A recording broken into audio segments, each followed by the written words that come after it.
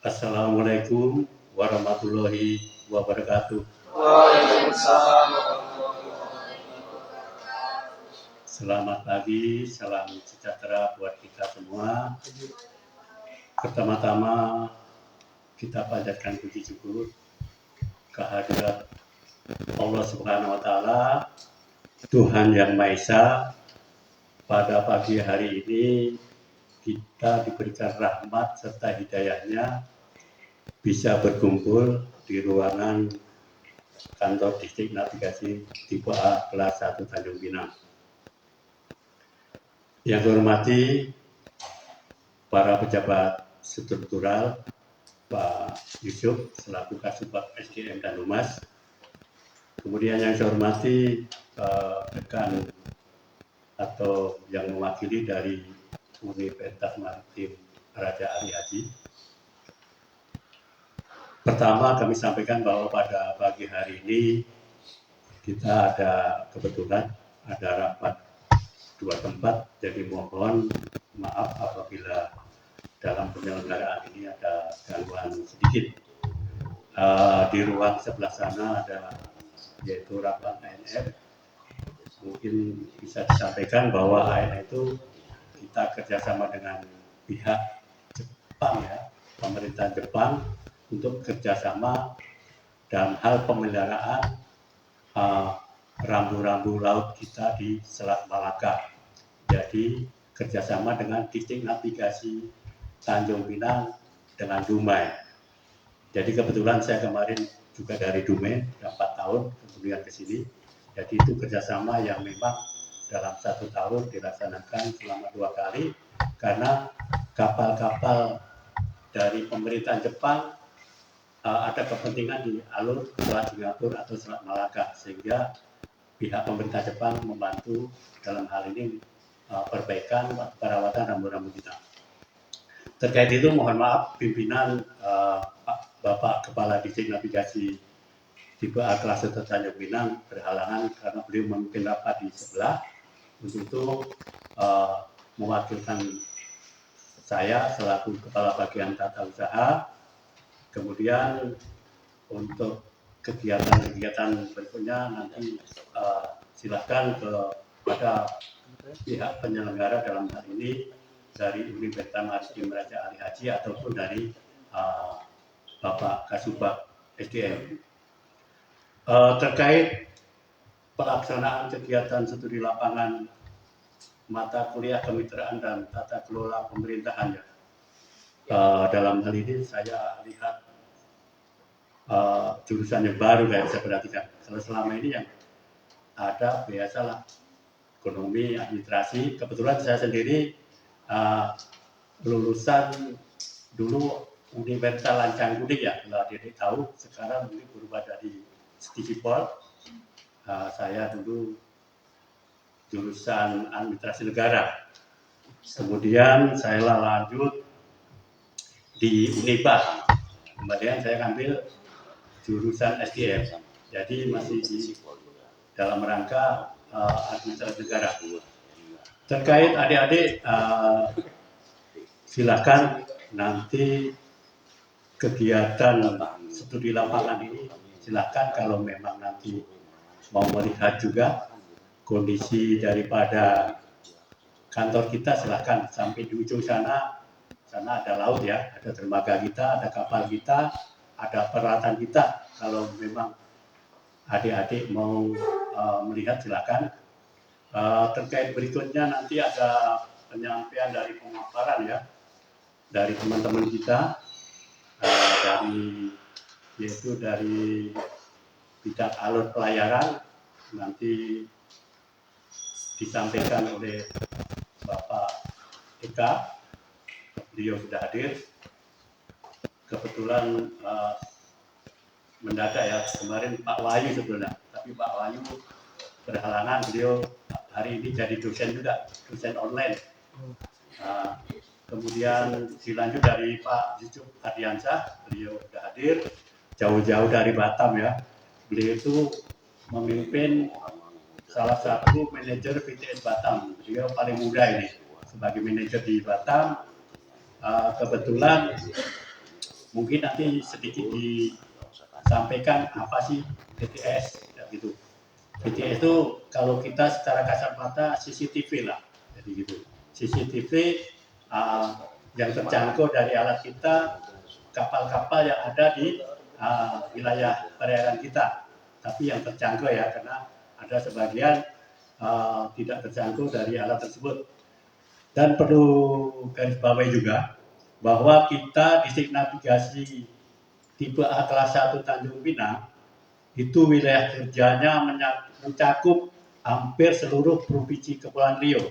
Jadi teman-teman dari sini ada beberapa teman-teman kita pegawai, ada dinas di Natuna sana, di Dabo, kemudian Tanjung Balai Karimun.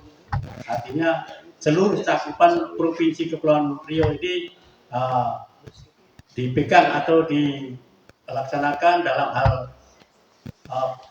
keselamatan pelayaran ya, itu di kita, artinya di distrik navigasi Tanjung Pinang ini. Kebetulan juga anak saya juga kemarin lulusan dari umrah juga,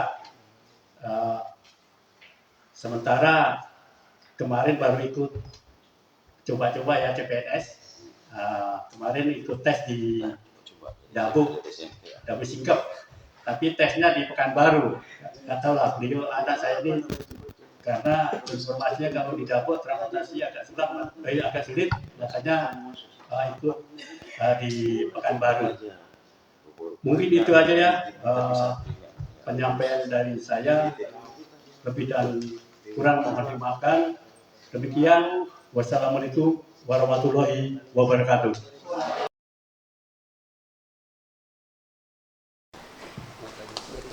Assalamualaikum warahmatullahi wabarakatuh. Waalaikumsalam warahmatullahi wabarakatuh. Selamat pagi, salam sejahtera untuk kita semua. Pertama-tama, marilah kita panjatkan puji dan syukur kehadirat Allah Subhanahu wa taala yang masih melimpahkan rahmat, taufik dan hidayah pada kita semua, sehingga kita masih diberikan kesehatan untuk sama-sama hadir dalam acara pagi ini untuk melakukan studi lapangan mahasiswa umrah Tanjung Pinang. Kemudian tidak lupa kita panjatkan salat beserta salam pada junjungan alam Nabi besar Muhammad SAW dengan melafazkan Allahumma sholli ala sayyidina Muhammad wa ala sayyidina Muhammad. Yang saya hormati Bapak Bagian Tata Usaha Bapak Jaka Sugiya, kalau kurang yang dengar saya kami hormati besarin. Kasubag SDM dan Humas Kerasin lagi. Bapak Yusuf, yang saya hormati Manajer VTS Bapak Yusuf yang sudah hadir dari Batam dalam acara pagi hari ini, dan yang saya banggakan yaitu rekan-rekan dari akademis Universitas Umrah. Mungkin pada kesempatan ini kami akan menyampaikan pemaparan terkait dengan kegiatan di bidang alur pelayaran di kantor distrik navigasi kelas 1 Tanjung Pinang. Mungkin yang menjadi target daripada rekan-rekan melakukan kegiatan ini yaitu yang pertama melakukan identifikasi potensi public private partnership terkhususnya yang terdapat di kantor distrik navigasi. Yang kedua, untuk menganalisis tantangan dan hambatan yang dihadapi dalam implementasi daripada public private partnership.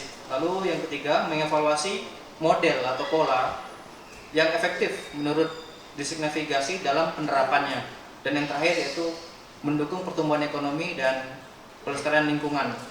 Untuk pertama-tama kami sampaikan di wilayah kerja distrik navigasi kelas 1 Tanjung Pinang ini memang tadi sudah sama-sama dilihat dipaparkan, yaitu wilayah kerja kita cukup luas, kurang lebih 98.000 dengan panjang garis pantai sekitar 2.000 nautical mil, sehingga kami memiliki tanggung jawab yang besar dalam melakukan kegiatan penetapan alur pelayaran untuk menciptakan aspek keselamatan dan keamanan pelayaran. Untuk sama-sama kita ketahui bersama bahwasanya kantor distrik navigasi tipe kelas 1 Tanjung Pinang ini memiliki 25 alur. Ada 7 alur yang sudah ditetapkan melalui keputusan Menteri Perhubungan.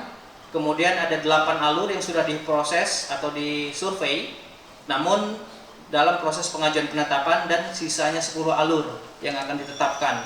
Itu meliputi alur masuk menuju pelabuhan.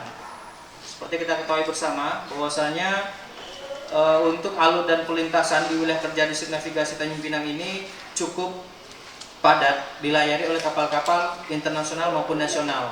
Untuk lebih detail, kami akan mencoba menyampaikan evaluasi untuk memberikan gambaran atau review terkait dengan bagaimana prosedur dan regulasi atau dasar hukum yang berlaku terkait dengan tata cara penetapan alur. Mengingat di sini kami melihat fakultas daripada rekan-rekan dari akademisi, yaitu Ilmu Sosial dan Ilmu Politik Universitas Maritim Raja Ali Haji, mungkin gambaran terkait dengan penetapan alur ini mungkin cukup awam, sehingga tujuan saya menyampaikan ini mudah-mudahan memberikan gambaran apa sih sebenarnya alur pelayaran, apa sih sebenarnya pelintasan, dan apa saja yang terdapat di dalam alur pelayaran itu sendiri, dan bagaimana tata cara penetapannya sampai alur tersebut bermanfaat untuk digunakan oleh lapisan masyarakat, sehingga dengan penetapan alur tersebut untuk menunjang perekonomian dan kelestarian lingkungan.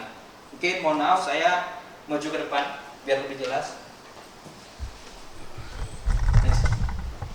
Dasar hukum daripada penetapan alur ini yang pertama yaitu Undang-Undang Nomor 17 Tahun 2008 tentang pelayaran, kemudian Peraturan Pemerintah Nomor 5 Tahun 2010 tentang kenavigasian, yang ketiga Peraturan Menteri Perhubungan Nomor PM 25 2011 tentang sarana navigasi pelayaran, lalu ada PM 26 Tahun 2011 tentang telekomunikasi pelayaran, berikutnya Peraturan Menteri Nomor 129 Tahun 2016 tentang alur pelayaran di laut dan bangunan dan pelintasan. Kemudian yang ke-6, Peraturan Menteri Perhubungan Nomor KM 40 Tahun 2021 tentang perubahan PM 129 Tahun 2016. Next.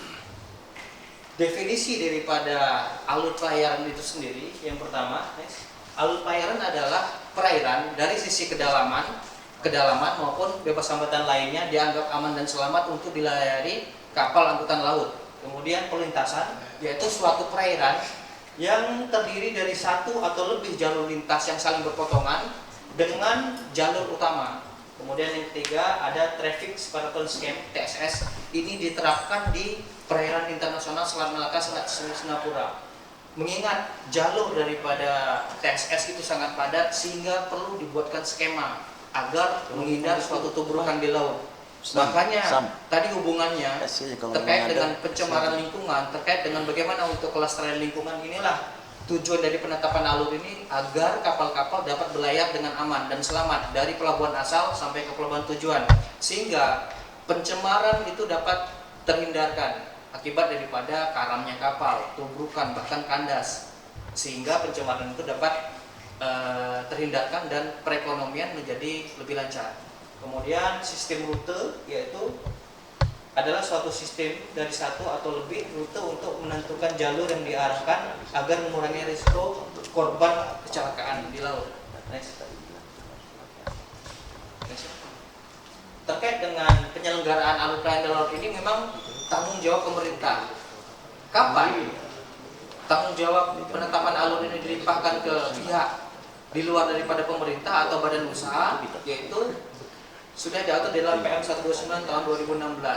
Penyelenggaraan alur itu bukan hanya tanggung jawab pemerintah, tetapi juga menjadi tanggung jawab badan usaha yang melakukan kegiatan pengoperasian pelabuhan-pelabuhan khusus seperti terminal khusus atau terminal untuk kepentingan sendiri. Contohnya yang paling dekat adalah PT BAI, PT Maytec. Nah, itu adalah salah satu perusahaan yang berada di sekitar kita yang memiliki tanggung jawab untuk melakukan penetapan alur.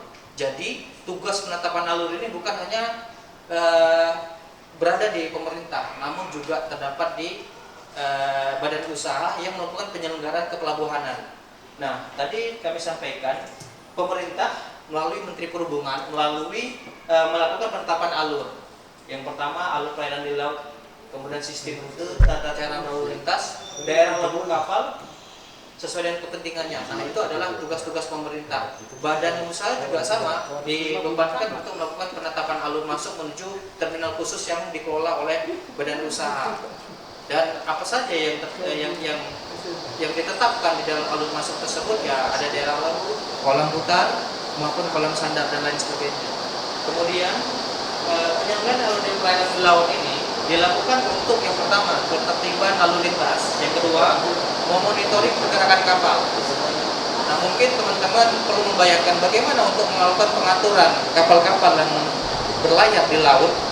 Apakah sistemnya itu cukup dengan radio, komunikasi radio, atau bahkan perlu dimonitor dengan melihat layar, kemudian data-data tersebut ditangkap oleh radar maupun AIS. Nah, begitu juga tujuan daripada penetapan alur yang lain, yaitu mengarahkan pergerakan kapal agar selamat dari pelabuhan asal sampai ke pelabuhan tujuan. Lalu yang ketiga, pelaksanaan hak lintas damai kapal-kapal asing. Ini maksudnya adalah pemerintah Indonesia ini memiliki tanggung jawab untuk menetapkan alur laut kepulauan Indonesia, yaitu ALKI. Yang kita ketahui di Indonesia ini ada 4 ALKI. ALKI 1, 2, 3, dan 4. Kalau kebetulan di kita bagian barat Sumatera, Selat Melaka ini ALKI 1. Jadi pemerintah menetapkan jalur laut kepulauan Indonesia itu diperuntukkan untuk kepentingan kapal-kapal internasional yang melintas. Namun ada ketentuan yang harus dipahami oleh kapal-kapal yang melintas tersebut, yaitu tidak boleh melakukan atau berlabuh jangkar untuk menghindari sabotase, adanya kegiatan-kegiatan lain yang merugikan pemerintah Indonesia. Yang kedua, mereka harus melintas dengan cepat, tidak boleh berhenti kecuali terjadi kerusakan mesin. Nah, itulah salah satu peran pemerintah dalam menetapkan alur untuk kelancaran kapal-kapal dalam melintas yang tujuannya itu menunjang perekonomian. Visualisasi daripada alur pelayaran di laut berikut adalah salah satu produk daripada penetapan alur yang ditetapkan oleh Dirjen Perhubungan, yaitu melalui KP 775 tahun 2018 tentang penetapan alur masuk pelabuhan Batu Ampar dan Sekupang. Nah, ini adalah salah satu contoh daripada penetapan alur, di mana di situ ada yang berwarna violet, itu adalah lokasi alur yang dilalui oleh kapal-kapal. Ini kalau kita melihat, ini adalah sistem 2 arah. Jadi alur itu ada sistem 1 arah maupun 2 arah. Kenapa bisa 1 arah maupun 2 arah? Itu disebabkan oleh faktor geografis, kepadatan dan frekuensi kunjungan kapal yang semakin tinggi, maka alur tersebut dapat ditetapkan menjadi 1 arah atau 2 arah. Tetapi yang paling penting sekali, kenapa dia bisa menjadi 1 arah 2 arah, itu adalah faktor geografis. Seperti Selat Kijang ini kan sempit, lebar alur cuman paling lebar itu ada 100 meter di pelabuhan Pelni itu yang membuat alur itu ditetapkan menjadi terbatas ruang gerak kapal. Nah, seperti kita lihat di monitor, ini adalah penetapan alur di Batu Ampar beserta dengan daerah labu sesuai dengan peruntukannya. Daerah labu ini berfungsi untuk apa? Daerah labu ini berfungsi sebagai parkir daripada kendaraan-kendaraan yang menunggu sandar, karena kapasitas daripada pelabuhan itu terbatas, sehingga kapal-kapal ini memerlukan tempat tunggu sementara. Di situ kapal-kapal itu dapat melakukan kegiatan situasi, kemudian pengisian bahan bakar, air tawar, maupun melakukan kegiatan-kegiatan seperti perbaikan kapal, bahkan kegiatan-kegiatan darurat seperti kapal dalam keadaan bocor, kapal dalam keadaan kebakaran. Nah, disinilah perlunya daerah labu ini ditetapkan untuk mengakomodir kepentingan daripada kapal-kapal itu sendiri. Lalu di samping daripada penetapan alur yang sudah dilakukan, juga termasuk dengan di mana lokasi-lokasi yang memang dapat menciptakan keselamatan pelayaran, contohnya kolam putar, kolam sandar yang sudah ditetapkan, itu yang memang harus dipedomani. Lalu untuk pengaturan ini semua tidak cukup hanya penetapan alur, juga kapal-kapal yang berlayar wajib memiliki sarana navigasi di atas kapal, dilengkapi dengan radio, dilengkapi dengan radar, dilengkapi dengan AIS, sehingga memudahkan pengawasan dari pemerintah melalui VTS Batam untuk melakukan monitoring, melakukan pengawasan untuk kapal-kapal yang berlayar. Apakah kapal-kapal berlayar sudah pada koridor yang sudah ditetapkan, berlabuh pada lokasi yang sudah ditetapkan? Hal itulah yang sangat penting dan perlu diketahui oleh rekan-rekan akademis semuanya. Next. Ini adalah salah satu produk daripada pemerintah Indonesia, yaitu TSS Selat Sunda. Kita cukup berbangga di Indonesia ini sudah ada produk TSS yang sudah ditetapkan atau penetapan alur TSS. Jadi TSS yang ada di Selat Melaka itu ditetapkan oleh IMO internasional. Namun kita melihat adanya perkembangan daripada transportasi yang cukup padat di Selat Sunda, sehingga perlunya adanya penetapan TSS atau alur pelayaran untuk memperjelas koridor atau batas pelayaran yang aman untuk kapal-kapal. Kemudian next. Ini adalah daerah kewaspadaan, dan di dalam alur sendiri itu ada lokasi-lokasi yang memang dianggap rawan kecelakaan. Kenapa rawan kecelakaan? Karena adanya perlintasan-perlintasan yang berasal dari pulau-pulau sekitarnya. di mana di dalam perlintasan tersebut kapal-kapal diwajibkan untuk menghindari berhati-hati di lokasi kewaspadaan. Hal tersebut dikarenakan terdapat pertemuan 2 atau lebih jalur kapal. Jadi yang perlu diperhatikan selain daripada alur pelayaran yang sudah ditetapkan, daerah-daerah kewaspadaan, percussion area itu harus diperhatikan. Jangan sampai di lokasi-lokasi tersebut terjadi suatu musibah karena memang lokasi tersebut diperuntukkan untuk menunjang aspek keselamatan dan keamanan pelayaran. Next. Kemudian rencana pembangunan alur pelayaran di laut. Pertimbangan penyusunan rencana pembangunan alur pelayaran di laut itu ada 5. Yang pertama yaitu rencana induk pelabuhan nasional. Rencana induk pelabuhan nasional ini adalah suatu rencana induk yang ditetapkan oleh pemerintah melalui Menteri Perhubungan, di mana lokasi-lokasi alur pelabuhan-pelabuhan yang memang perlu ditetapkan alurnya, mengingat pelabuhan-pelabuhan tersebut dikunjungi oleh kapal-kapal seperti tol laut, kapal-kapal seperti Pelni, Bukit Raya dan lain sebagainya, bahkan untuk menunjang kegiatan-kegiatan yang diakomodir oleh kapal-kapal lokal seperti kapal-kapal dengan GT di bawah 100. Itu perlu dilakukan suatu penetapan alur dengan berlandaskan atau berdasarkan daripada rencana induk pelabuhan nasional. Kemudian yang kedua, latar belakang dari pertimbangan penyusunan rencana pembangunan alur yaitu perkembangan dimensi dan jenis kapal. Kenapa dimensi dan jenis kapal ini terus berkembang setiap tahunnya? Karena kebutuhan ekonomi. Ada pelaku aktivitas ekonomi yang membutuhkan jumlah pasokan barang itu lebih banyak masuk sehingga ukuran kontainer lebih besar, sehingga ukuran kapal membutuhkan lebih besar, namun harus ditunjangi dengan keadaan geografis seperti kedalaman perairan.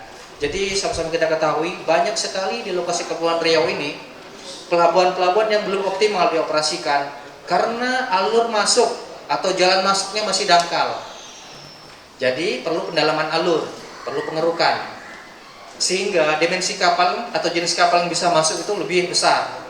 Hal itu menjadi PR kita bersama bagaimana untuk mendorong pelaku-pelaku daripada atau pengelola pelabuhan dapat melakukan kegiatan perawatan atau peremajaan alur melalui kegiatan pengerukan, sehingga kapal dengan dimensi yang lebih besar dapat masuk. Contoh di Pelabuhan Tanjung Pinang, kedalamannya existing ini pada saat surut rendah itu 3 meter. Bagaimana kita bisa mengakomodir untuk draft kapal yang 5 meter sehingga barang-barang yang diangkut lebih banyak. Nah, itu melakukan kegiatan pengurukan. Lalu yang berikutnya yang ketiga, kepadatan lalu lintas.